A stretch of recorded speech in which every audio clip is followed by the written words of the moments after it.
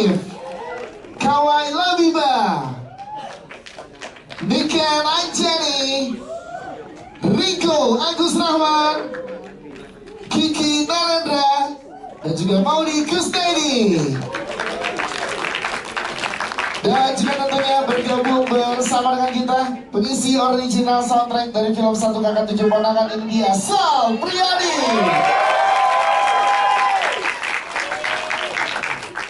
Selamat sore semuanya. Terima kasih yang udah hadir di sini. Semoga filmnya menghibur tadi habis ditonton. Nah, dengan awal tahun ini kami ngeliat kita bikin film tentang dengan judul Satu Kakak Tujuh Ponakan, disutradarai Andy Lawrence, tentang keluarga. Nah, situasi dengan Moko tadi dan ponakan-ponakannya mungkin banyak yang sudah hadapi juga hari ini. Kalau saya selalu bicara dengan Yandi juga, saya bilang kita banyak yang sudah berbakti sebenarnya. Kan biasa di keluarga kita bilang kita berbakti loh ini. Kalau sekarang bahasanya mungkin ada sandwich generation dan lain-lain. Tapi itu kejadian ke semua orang dan saya rasa ini sangat relatable topiknya. Filmnya semoga bisa mengena. Ada moko-moko di rumah Anda yang pasti Anda tahu. Adapun mungkin Mas Eka yang Anda tahu yang sudah ditemuin. Semoga filmnya bisa banyak menghibur banyak orang. Baik, terima kasih Pak Lamfest. Namun bagaimana Pak Lamfest dan juga dari Mandar Pictures untuk mengakomodasi visi kreatif dari sutradara nih Pak Lamfest, menetapkan strategi juga yang tepat sehingga tetap menjaga momentum di tahun ini sehingga film Satu Kakak Tujuh Ponakan ini begitu dinantikan di masyarakat. Silakan. Saya lihat ini kerjasama pertama banget sama cerita film dan Yandi Lawrence. Belajar banyak banget dari Yandi, bukan aja dari produksi yang dikerjakan di Satu Kakak Tujuh Ponakan, tapi juga sebagai orang gitu ya, sebagai manusia dia banyak banget kasih insight yang sangat beda saya rasa. Jadi kalau ngomong soal kreatif, banyak kita melepas nakodanya sangat luar biasa dan bisa mendeliver skrip yang saya rasa dari kami sangat puas dan hasil film yang sangat puas. Terima kasih Pak Lamfest. Nanti kita ngobrol lagi dengan pertanyaan teman-teman media. Kita ke Pak Manoj Samtani. Pak Manoj, cerita baik harus diberikan ruang yang baik juga. Begitu juga para kreator di balik film ini yang mendapat dukungan penuh dari jajaran produser serta eksekutif produser Pak Manoj. Bagaimana Pak Manoj melihat film ini bisa membawa dampak yang luar biasa kepada keluarga Indonesia? Silakan. Selamat sore semuanya. Gimana pada nonton film? Seru nggak tadi? Seru nggak? Nah, itu yang jawabannya yang Yandi ingin tanya, bahwa semuanya oke nggak gitu. Menurut kami ini film sesuatu yang untuk setiap keluarga di Indonesia bisa menikmati, bisa dipelajari, juga bisa jadi contoh untuk seseorang kakak atau seorang adik di keluarga Indonesia.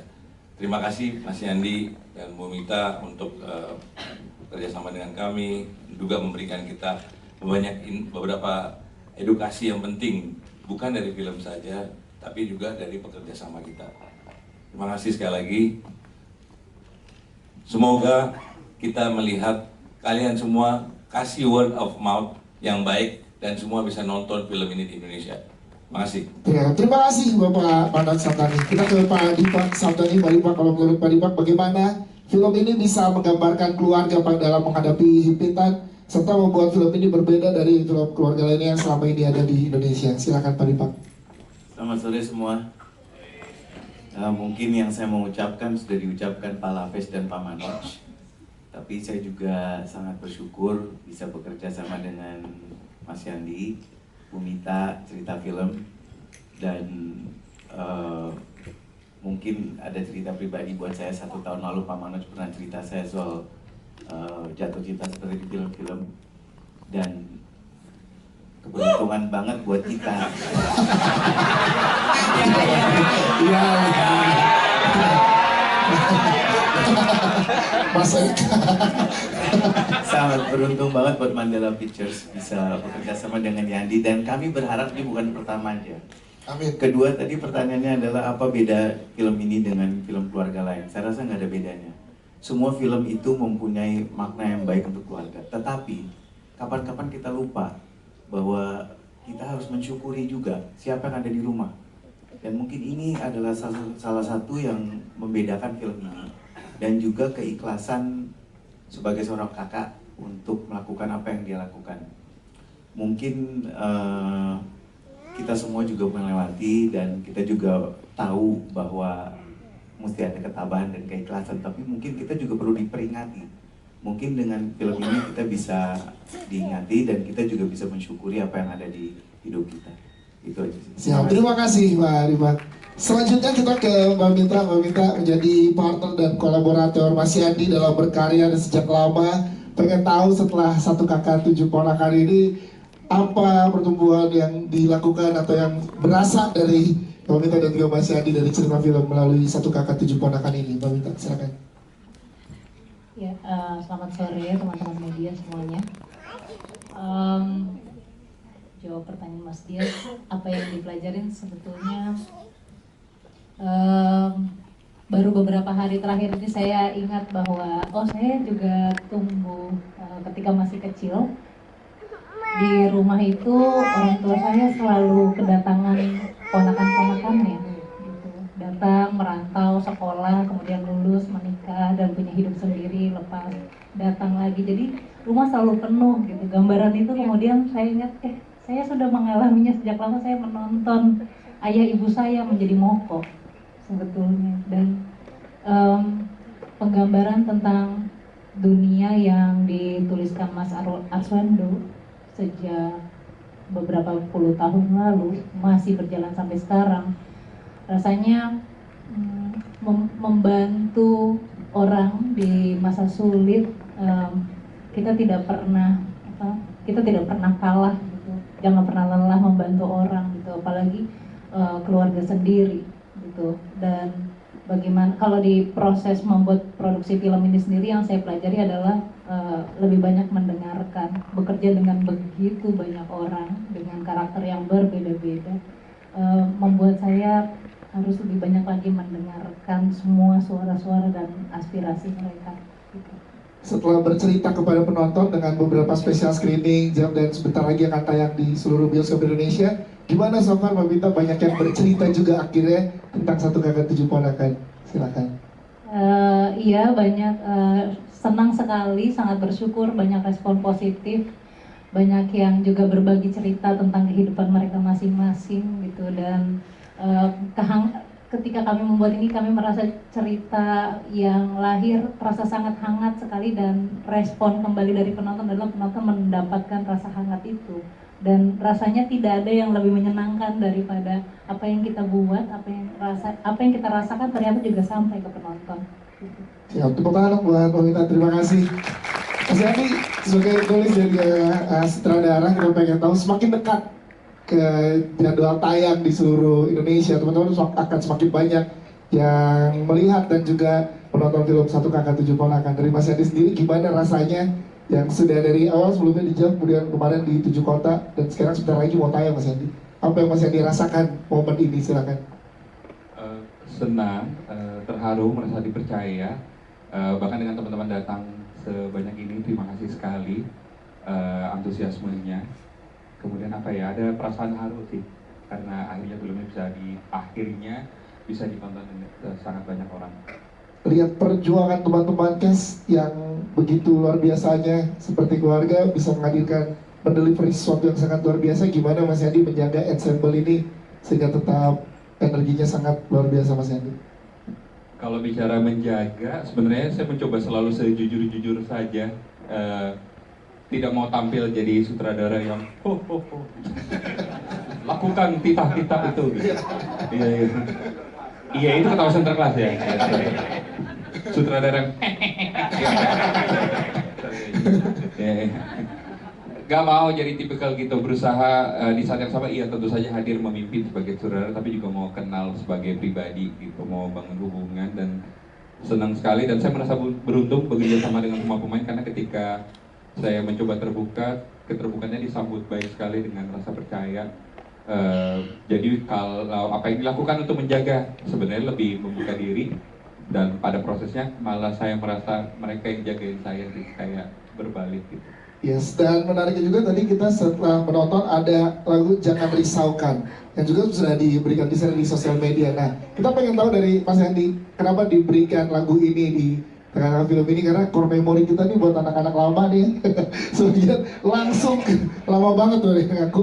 Langsung recall lagi, apakah ada maksud khusus di scene tersebut dengan menghadirkan Jangan Risaukan lagi, Mas Andi, silakan. Saya mengutip Ciko, kita ngobrol kemarin, mungkin ada beberapa yang tentang kemarin. Ternyata waktu kita mencerna perasaan ketika kita sadar, oh ya aku tuh sandwich ya, sandwich generation.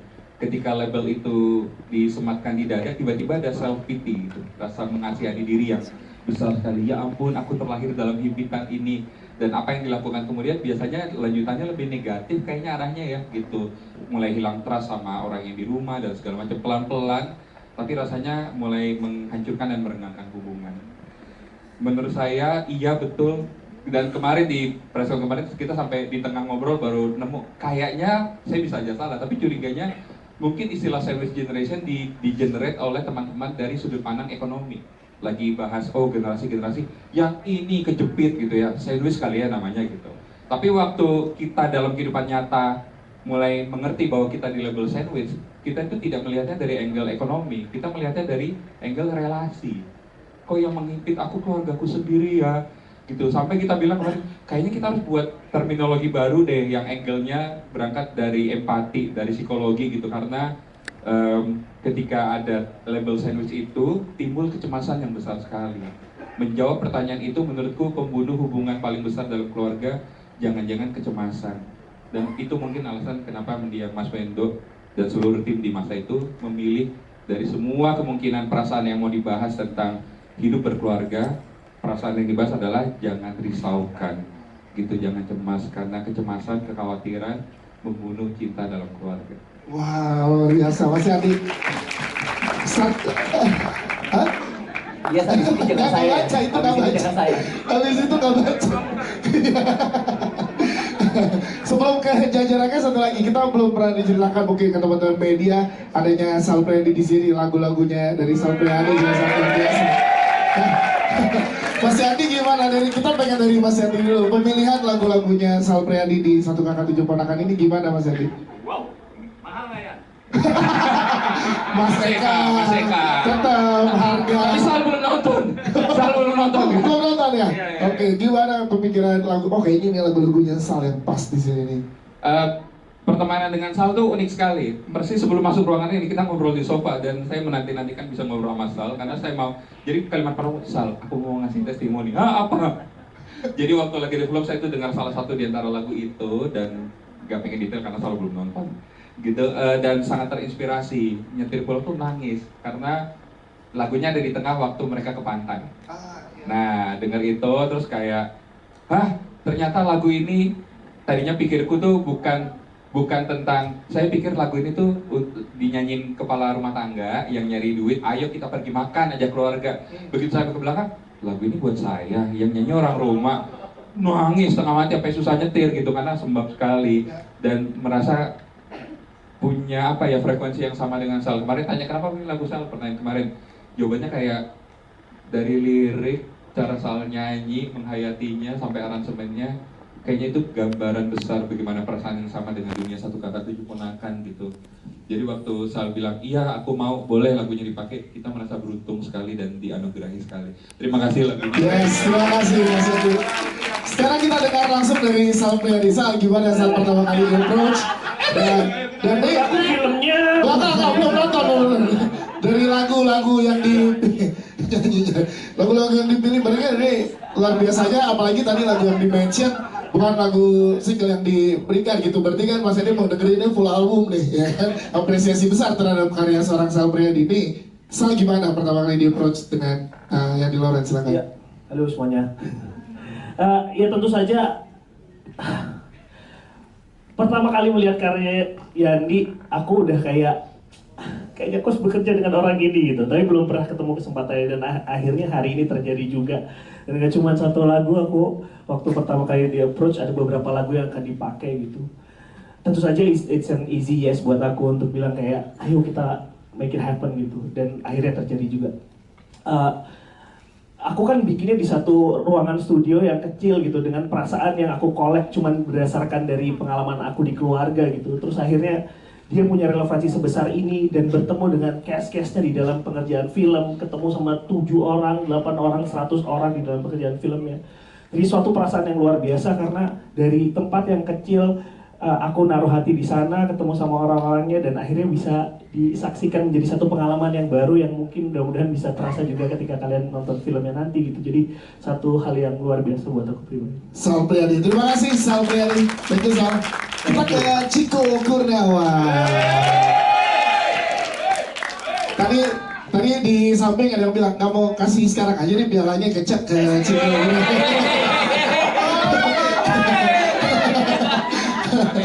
Amin ya. Pak Kiki aku tandain ya.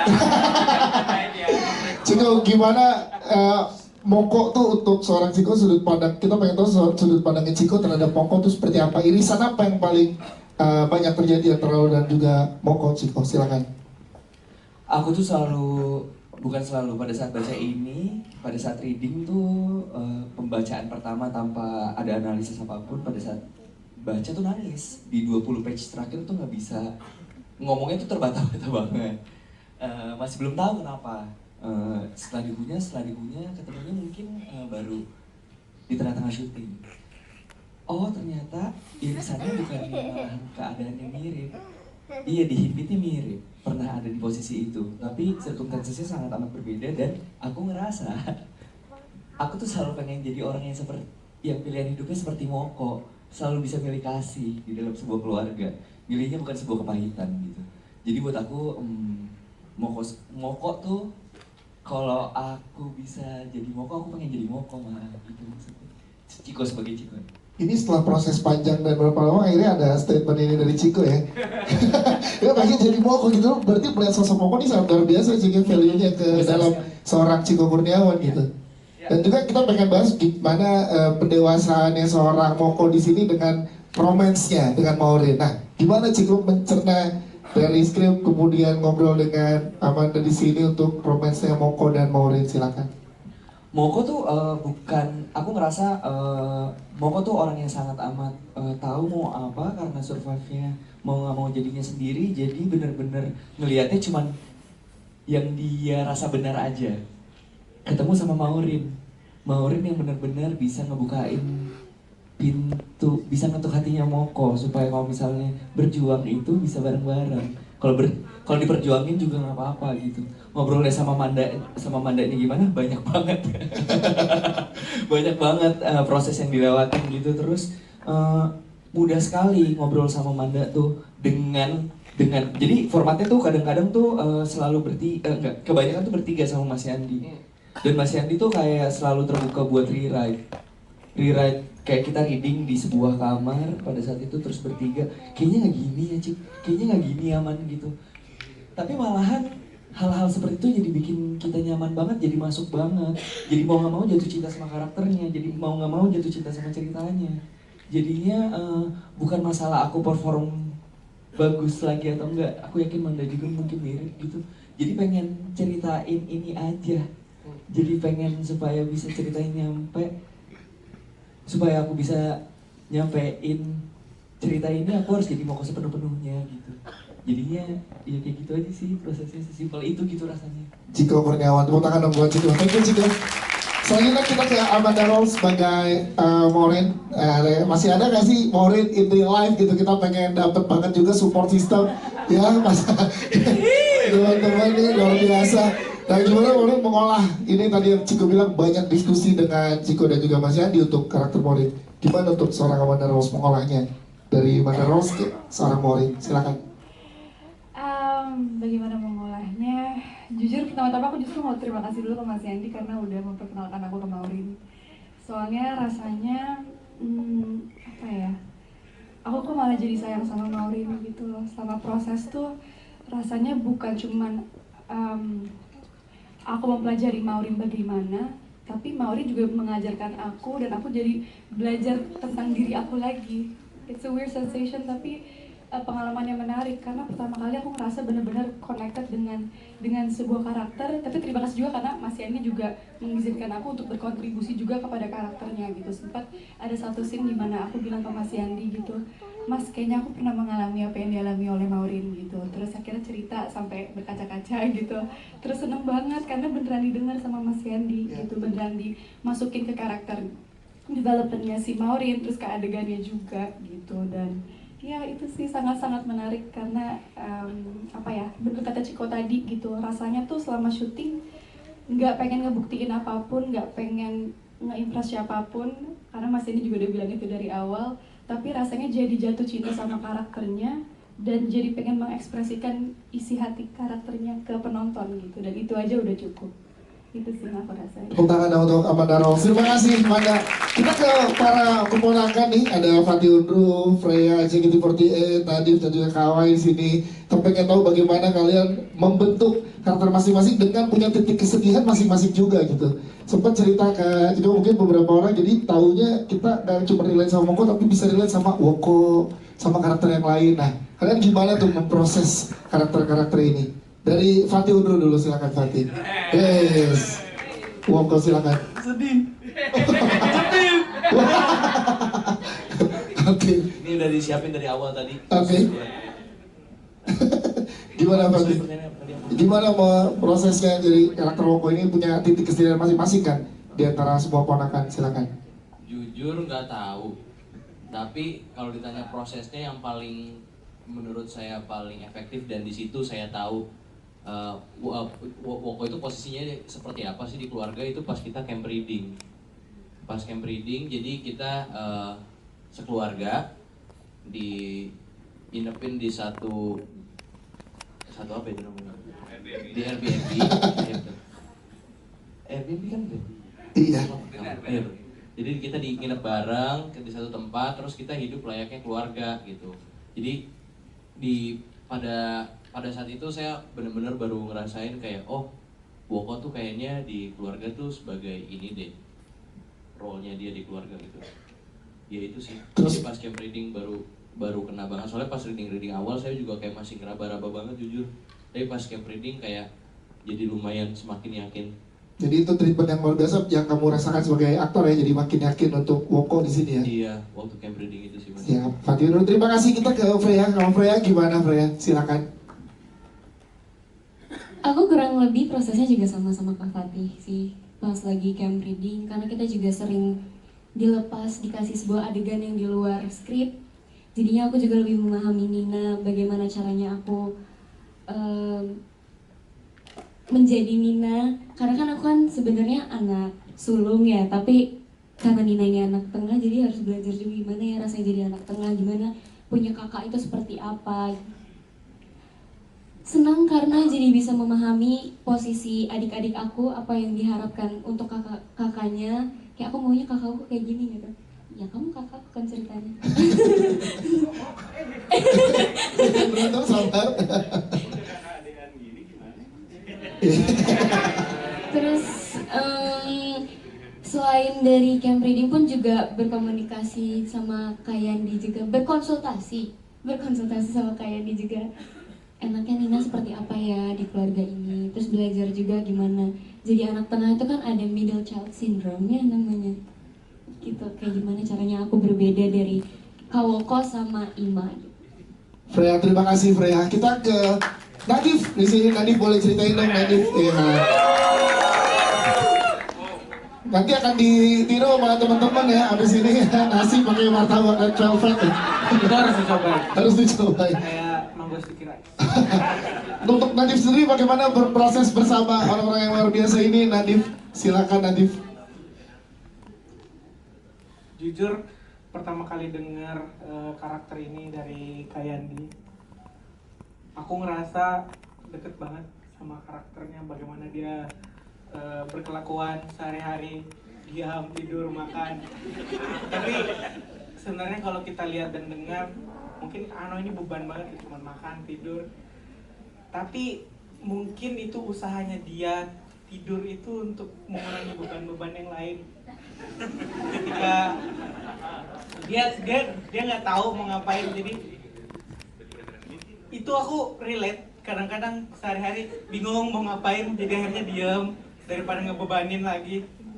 Terus bagaimana Ano memutuskan tidur daripada mengungkapkan isi hatinya, perasaannya, karena menurutnya dia diam itu pilihan yang terbaik, karena kalau dia ngomong bakalan nambah beban-beban orang lain di rumah. Wow. Jadi memang di rumah aku anaknya pendiam, jarang cerita. Jadi pertama kali dengar dari Kak Yandi emang merasa deket banget sama karakternya. Tepuk tangan dong buat Nadif. Terima kasih Nadif sudah bercerita. Kawai, kalau Kawai gimana perjuangan keluarga yang bukan sedarah, bahkan keluarga-keluarga di sini, silakan. Halo semuanya. Aduh, jadi sebenarnya kalau aku sendiri berproses untuk mengenal dan memahami Ais, sebenarnya kalau dari pribadi sih aku ngerasa kepribadian aku dan Ais itu berbeda. Tapi mungkin permasalahannya itu mirip seperti merasa merepotin orang lain atau merasa sangat sungkan, dan aku rasa mungkin teman-teman juga ada yang pernah merasa seperti itu. Selama proses reading, proses workshop, camp reading, aku sangat senang karena bukan hanya Kak Yandi, tapi semua teman-teman di sini tuh menyediakan ruang bukan hanya untuk berkomunikasi tapi untuk merasa. Dan dari ruang itu aku juga jadi bisa berani untuk merasa gitu. Karena walaupun mirip permasalahannya, pribadiku aku masih merasa ada beberapa tembok yang menurutku jadi susah sekali untuk meraih Ais gitu. Tapi karena teman-teman semuanya di sini, proses yang panjang dan sangat kenyang juga, aku merasa happy banget sih sebenarnya, dan seneng juga berdinamika bersama seluruh cast dan kru di sini. Yes, terima kasih kawan. Thank you. Selanjutnya Mas Kiki Moreno dan juga Pak Modi Kosteri pengen tahu bagaimana kalian menjadi Mas Atmo dan juga Mbak Agnes. Ceritakan dong bagaimana prosesnya singkat ke teman-teman media. Mau dulu. Mas Kiki aja. Mau. Kita kan selalu berantem nih urusannya gitu. Kamu dong Mas. Kamu sebagai pedang merah perfilman Indonesia. Selamat Mas Kiki Moreno. Masih kamu ya. Iya, senang sekali dapat kesempatan lagi bersama Yandi Cerita Film dan Mita. Ini proyek keberapa saya dengan cerita film, dan tadi udah tanda tangan kontrak untuk 5 judul berikutnya. Ya, udah tanda tangan kontrak loh ya. Iya, dan selalu senang kalau bisa bekerja dengan Yandi gitu, karena Yandi itu orangnya sangat personal sekali, terutama kalau misalkan dia mengolah karakter pemain-pemainnya. Dia tuh banyak bercerita, seorang storyteller yang ceritanya tuh banyak, bahkan untuk cerita yang makan aja dia kemas dengan sangat bikin kita ngiler-ngiler gitu. Jadi diskusi antara saya dan Yandi untuk karakter Atmo itu juga jadi personal sekali buat saya, sama kayak yang Mita tadi ngomong. Rumah saya tuh selalu dijadikan base camp buat terutama buat teman-temannya Papa, buat teman-teman saya, teman-teman kakak-kakak saya. Sering mampir ke rumah, nginep di rumah selama seminggu, sebulan, makan segala macam. Jadi saya punya gambaran bagaimana karakter Atmo itu saya mainkan. Saya mencerminkan bapak saya aja gitu. Bapak saya yang sebenarnya ya tidak mewah-mewah amat gitu, tapi selalu ada kehangatan dalam keluarga yang sampai bapak saya meninggal pun itu menjadi legacy bapak saya di keluarga saya. Jadi meja makan itu kayak jadi pusat kehidupan di keluarga. Betul, seperti lagunya Sal Priadi, meja makan itu selalu jadi pusat kehidupan di keluarga. Mau cerita apa, mau berangkat sekolah, mau pulang kantor, segala macam, selalu ada tempat untuk berkumpul dan bercerita. Sama seperti 1 kakak dan 7 ponakan, pasti ada ruang untuk bercerita dan semoga ini nyampe ke semuanya. Amin. Siap. Terima kasih Mas Kiki. Pok Maudi ini tadi mau cerita banyak ya Pok ya tentang bagaimana proses ini gitu kan. Oh ini boleh dong ceritakan, teman-teman media baru pertama kali juga. Sabar. Cantik banget istri saya. Boleh kita buka nggak di sini ceritanya mengenai cantik-cantikan? Boleh kita buka nggak soal cantik-cantikannya di dompet? Silakan Pak Maudi boleh. Iya, makasih Dias, ketemu lagi di sini. Dari semua yang sudah disampaikan, semua ngomongnya soal personal dan rasa. Saya sebagai yang baperan banget, yang semuanya harus punya rasa tuh, senang sekali bisa terlibat dalam sebuah produksi yang penuh dengan rasa.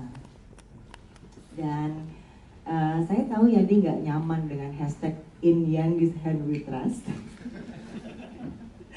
Itu kalau di Instastory itu kalau ya habis nonton gitu semua gitu hashtag ya gitu kan in Yandi we trust gitu. Tapi seperti yang sudah disampaikan bahwa Yandi itu memberikan kesempatan, memberikan ruang dan membuka hal itu, dan itu tidak banyak yang memberikan itu kepada, kalau saya ya, karena mungkin tidak terlalu banyak produksinya yang bisa memberikan kepada saya untuk ruang itu. Reading camp itu sangat berarti bukan hanya dalam proses produksi, tapi juga kepada personal masing-masing. Seperti Ciko tadi udah ngomong, juga saya sebenarnya juga sangat memberikan penyembuhan dalam hati supaya kembali merasa gitu. Jadi ini juga bisa terlaksana dengan dukungan dari para produser yang tidak hanya memikirkan bagaimana bikin film bagus, dijual dan sebagainya, tapi juga membiarkan dan memberikan kesempatan kepada kita semua untuk kembali merasa. Karena buat saya nonton film itu yang bagus kalau kita pulang membawa rasa gitu. Buat saya ya, maksudnya bukan karena gambarnya bagus gitu atau apa, ya tentu nyaman, tapi buat saya rasa yang paling baik itu pulang kita membawa rasa, apapun rasa itu, sedih, senang, bersyukur, kontemplasi, perasaan itu penting gitu. Jadi saya merasa bersyukur sekali bisa menjadi bagian dari satu kakak tujuh ponakan walaupun mukanya nggak ada di poster. Sama kok, sama. Dulu kita mas dulu, oke. Tapi iya. Soalnya suka bingung ditanya, kamu kakak yang mana? Iya yang mana kita ya? Kita yang nol. Mau dibilang kakak juga usianya Kurang kakak-kakak ya? kakak pas banget di atas. Apa? Kamu mau ngomong apa? Kamu mau ngomong apa? Teman-teman Moko itu nggak bakal jadi kalau nggak ada mereka berdua. Yes, betul. Siap. Terima kasih Bu Maudi, sama-sama, thank thank you. you. Selanjutnya kita punya Nika Lanjani dan juga Mas Rigo Agus Rahman di sini. Kak Elsa dan juga Mas Eka. Yes, nanti. Kawasan dulu kalau gitu. Gimana berproses bersama Mas Ringo sehingga membentuk karakter suami istri di sini yang sungguh menyenangkan dalam tanda kutip ya kepada penonton, silakan. Prosesnya ini suami siapa sebenarnya ya? Ini Mas Yani nggak salah kan? Enggak kok, aku tuh kebetulan udah lama kenal sama Ringo, jadi kira-kira udah 10 tahun yang lalu ya? Lebih. Iya, Saya dulu mau beli tiketnya dia jual murah.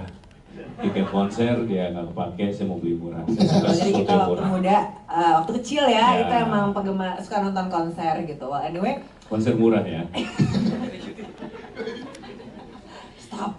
Oke, jujur malah seneng banget sih jatuhnya kayak reunian setelah 10 atau belasan tahun bisa ketemu lagi sama Ringo. Karena 10 tahun yang lalu kita bisa suatu saat kita ke satu project di project Yandi, gitu ya, kita pernah. Belum. Biar dramatis, biar kan dicatat sama media, jadi keren. Nggak bakal catat juga ya sebenarnya. Tapi kelihatan kan kita udah bonding sekali gitu, jadi tanpa perlu reading yang bertele-tele kita udah bonding duluan. Tapi nggak gitu sebenarnya. Jadi nggak, tapi biar lebih dramatis dong, hey. Oh, ini kayaknya masih masuk ke karakternya Osa ya. Nah, oke, jadi memang kalau untuk prosesnya pas baca skrip aku langsung jatuh cinta sama ceritanya, walaupun sedikit kasihan sama karakterku ya, karena Osa itu sebetulnya orang yang penyayang. Dia sangat sayang dengan keluarganya, sama adiknya, sama ponakan-ponakannya. Dia juga sayang sama suaminya, tapi dia nggak sadar kalau dirinya tuh ada di dalam hubungan toksik. Gitu. Oke. Jadi kita lihat gimana tadi reaksi teman-teman di sini ini. Suara dari teman-teman untuk Mas Eka mana? Santai. Iya, saya cuma mau bilang saya terima kasih buat sponsor Wadah. Terus Mantap. Udah aman. Ada orang-orang. Ada tadi udah ada. Ada ya? Nanti Mas Gara, Mas Gara. Catat ya. Sebelumnya pada saat lihat tuh. Oh, Indomaret juga ya.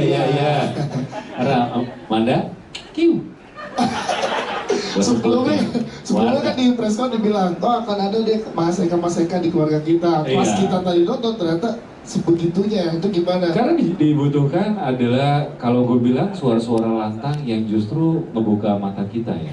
Gitu. Kalau setiap ada moko pasti ada di sekitarnya orang yang seperti Mas Eka yang kadang berbicaranya sangat realistis sekali. Gitu, sehingga pilihannya adalah kita bisa juga kok ambil pilihan. Terbukti Moko mengambil pilihan dari Mas Eka loh, ya kan? Tidak akan ada sadar terakhir kalau nggak Mas Eka ngomong, bener kan? Walaupun akhirnya tersadar kan kalau itu nggak bagus, gitu. Sering sekali Mas Eka ini hadir di muka yang baik-baik seperti ini, gitu, ya kan? Nggak kalau misalnya muka ini jahat, udah codet di mana-mana, bekas tusukan biasanya nggak dipercaya gitu. Tapi memang kadang-kadang orang yang ngomong kayak gitu tuh baik-baik di dalam keluarga, merhatiin, kayak misalnya jangan lupa sholat ya, kamu ada 200.000. Selalu di awalnya diangkat-angkat dulu, perhatian, kemudian dijatuhkan. Selalu ada yang kayak gitu. Ya pengalaman sedekat itu memang saya gitu. Ya mungkin saya sih selalu senang berproduksi, ketemu teman-teman lain, banyak juga belajar. Dan Amanda, terima kasih karena Mandela dari Amanda ya. Oh itu, iya Mandela tuh Amanda. Iya. Oh bukan, Amanda, Dipak, Lavesh, bukan? Notch dong. Ya, dan saya cukup kagum dengan banyak sisi di produksi ini dan senang sekali akhirnya bisa ditonton sama teman-teman di premier malam ini dan nanti 23 Januari ketemu sama penonton sebenarnya. Mas Ringo, tepuk tangan untuk Mas Ringo. Thank you.